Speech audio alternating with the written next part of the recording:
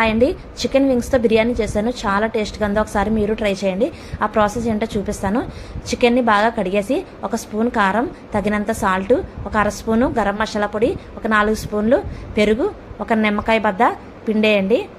అందులో 2-3 స్పూన్లు అల్లం వెల్లుల్లిపాయ పేస్ట్ వేసి బాగా కలిపేసి ఒక అరగంట సేపు మ్యాగ్నేట్ చేసుకోవడానికి ఫ్రిడ్జ్లో పెట్టుకోండి. ఇప్పుడు బియ్యం కూడా కడిగి పెట్టుకోండి.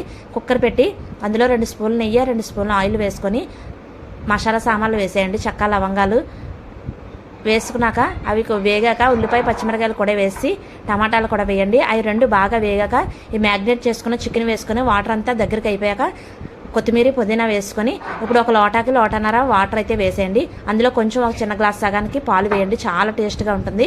నీళ్ళు మరిగినాక బియ్యం కడిగి పెట్టుకున్నాం కదా, అవి వేసి మూత పెట్టేయండి. 2 విజిల్లు వేసుకుంటే అసలు ఎంత బాగుందంటే అదిరిపోయే బిర్యానీ రెడీ అయిపోద్ది. ఒకసారి ట్రై చేయండి చికెన్ వింగ్స్ బిర్యానీ. లైక్ చేయండి, షేర్ చేయండి, సబ్స్క్రైబ్ చేసుకోండి. Thank you.